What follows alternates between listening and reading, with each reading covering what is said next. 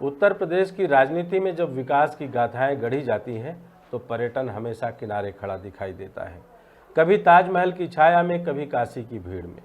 लेकिन क्या अब योगी आदित्यनाथ की फॉर्म स्टे योजना पहली बार गांव और खेत को भी उत्तर प्रदेश के पर्यटन मानचित्र पर चमका पाएगी?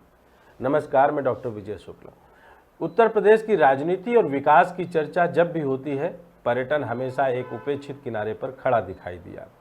यह विडंबना है कि भारत का सबसे बड़ा राज्य, जिसकी धरती पर ताजमहल जैसी विश्वविख्यात धरोहर खड़ी हो और जिसके पास काशी, अयोध्या, मथुरा जैसे आध्यात्मिक केंद्र हैं, वह पर्यटन के लिहाज से लंबे समय तक गंभीरता से नहीं लिया गया। सरकारें आई और गई, घोषणाएं हुई, योजनाएं बनी, लेकिन पर्यटक उत्तर प्रदेश में वही 2-4 स्थलों तक सिमटे रहे। इस पृष्ठभूमि में आज मुख्यमंत्री योगी आदित्यनाथ की नई फॉर्म स्टे योजना को समझना जरूरी है।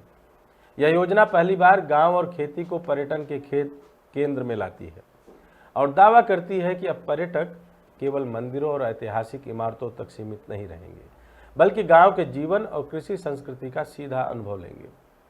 योगी सरकार की इस योजना के तहत खेतों और बागों के बीच फॉर्म स्टे होम बनाए जाएंगे। इनमें पर्यटक रहेंगे, स्थानीय भोजन का स्वाद चखेंगे, खेती बाड़ी, मछली पालन, डेयरी और बागवानी जैसी गतिविधियों का अनुभव करेंगे और लोक संस्कृति से रूबरू होंगे। सरकार ने इसके लिए भारी भरकम सब्सिडी का ऐलान किया है। 10 करोड़ तक निवेश पर 25%, 50 करोड़ तक पर 20%, 200 करोड़ तक पर 15% और 500 करोड़ से ऊपर निवेश पर 10%, जिसकी अधिकतम सीमा 40 करोड़ तक है। इसके अलावा बैंक ऋण पर ब्याज सब्सिडी, स्टाम्प ड्यूटी और भूमि रूपांतरण शुल्क में छूट और महिला, अनुसूचित जाति, पिछड़ा वर्ग निवेशकों के लिए विशेष लाभ का प्रावधान है। पहली नज़र में यह एक साहसी और भविष्यवादी नीति दिखती है, लेकिन इससे पहले कि हम इसके असर का आकलन करें, यह समझना होगा कि योगी आदित्यनाथ की सरकार की अब तक की पर्यटन नीति किस दिशा में चली है। योगी ने जब 2017 में मुख्यमंत्री पद संभाला तो उनका ध्यान सबसे पहले धार्मिक और सांस्कृतिक पर्यटन पर था। वाराणसी में काशी विश्वनाथ कॉरिडोर, अयोध्या में राम मंदिर निर्माण और मथुरा में जन्मस्थान विकास उनकी प्राथमिकता बने। इन परियोजनाओं ने उत्तर प्रदेश को हिंदू धार्मिक पर्यटन का नया केंद्र बना दिया।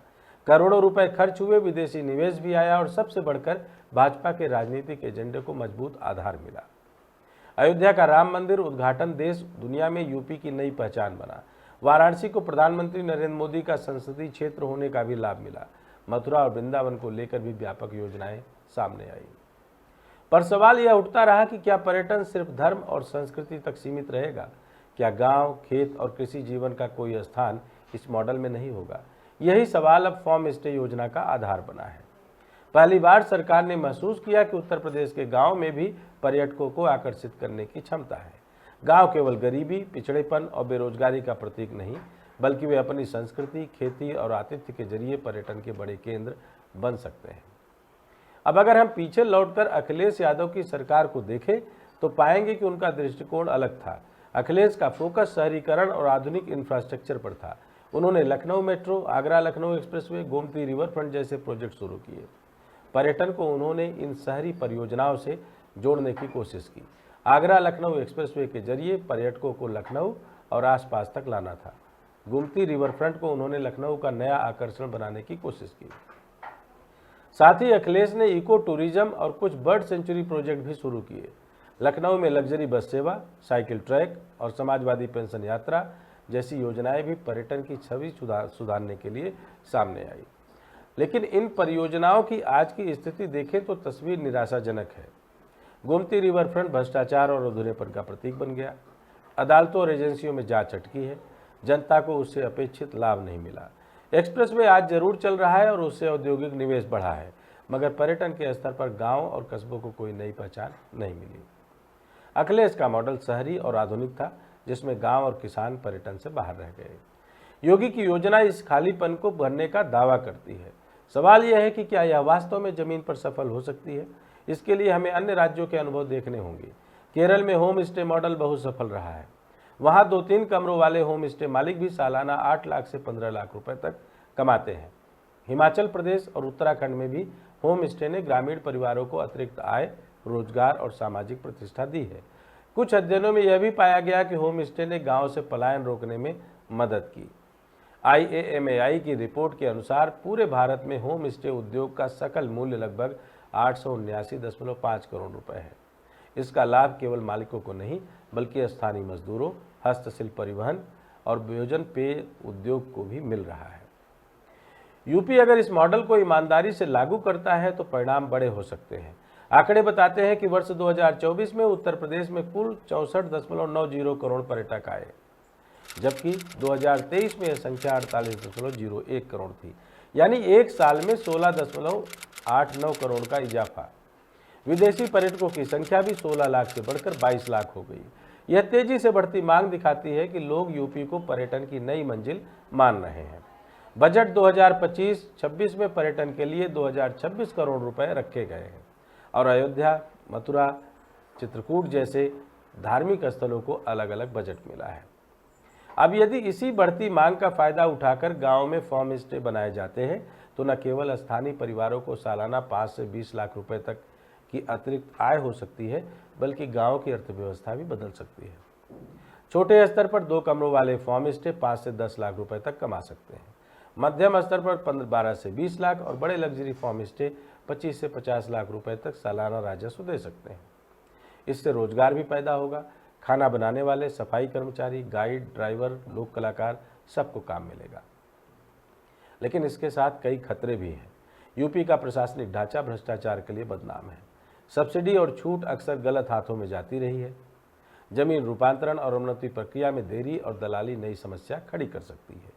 अगर पर्यटन विभाग सिर्फ कागजों पर रिपोर्ट बनाने और फोटो शूट तक सीमित रहा तो यह योजना भी रिवर फ्रंट की तरह एक और अधूरी कहानी बन जाएगी। गांव की बुनियादी समस्याएं, सड़क, बिजली, पानी, स्वच्छता, स्वास्थ्य सेवाएं अगर नहीं सुधरी तो पर्यटक पहली बार आकर ही निराश लौटेंगे। खराब समीक्षा और अनुभव से योजना की साख गिर जाएगी। राजनीतिक रूप से देखें तो योगी इस योजना से बड़ा फायदा उठा सकते हैं। अब तक उनका पर्यटन मॉडल धार्मिक आस्था पर केंद्रित रहा। फार्म स्टे उन्हें किसानों और गांव का मसीहा भी दिखा सकता है। यूपी की राजनीति में गांव और किसान सबसे बड़ा वोट बैंक है। अगर योजना से गांव की आमदनी बढ़ी और रोजगार मिले तो यह भाजपा को सीधा लाभ देगा। लेकिन अगर योजना भ्रष्टाचार में फंस गई तो विपक्ष इसे बदनामी का नया नाटक कहेगा। अखिलेश यादव पहले ही कह रहे हैं कि भाजपा सरकार पुरानी योजनाओं को नया नाम देने और उनका श्रेय लेने में माहिर है। वह तर्क देते हैं इको टूरिज्म और शहरी विकास की दिशा उन्होंने ही शुरू की थी। योगी उसी मॉडल को नया पैकेज बनाकर पेश कर रहे हैं। इस आरोप प्रत्यारोप के बीच असली परीक्षा जनता के अनुभव की है। अगर गांव में फार्म स्टे बने और उनमें विदेशी और भारतीय सैलानी आकर खुश होकर लौटे तो यूपी की छवि बदल सकती है। अगर उल्टा हुआ तो यह योजना भी भ्रष्टाचार और दलाली का पर्याय बन जाएगी। उत्तर प्रदेश आज 2 राहों पर खड़ा है। एक राह अखिलेश यादव की अधूरी शहरी परियोजनाओं से होकर गुजरती है, दूसरी राह योगी आदित्यनाथ की नई ग्रामीण सांस्कृतिक योजना की ओर ले जाती है। आंकड़े और संभावनाएं उम्मीद जगाते हैं, लेकिन असली सवाल वही है जो हर बड़ी योजना पर खड़ा होता है। क्या यह नीति किसानों और गांव की जिंदगी बदल पाएगी या फिर सब्सिडी और ठेकेदारी के दलदल में फंसकर बदनामी का नया नाटक ही बनेगी? अगर योगी आदित्यनाथ जी का यह पूरा का पूरा फार्म स्टे होम आपको लगता है कि गांव की तस्वीर बदल सकता है और हमारे गांव और वहां का पूरा परिवेश, सुरक्षा व्यवस्था से लेकर आतिथ्य सत्कार की जो पूरी अपनी एक कड़ी है वो पूरी तरीके से तैयार है, तो आप अपनी राय जरूर रखें। जय हिंद, जय भारत।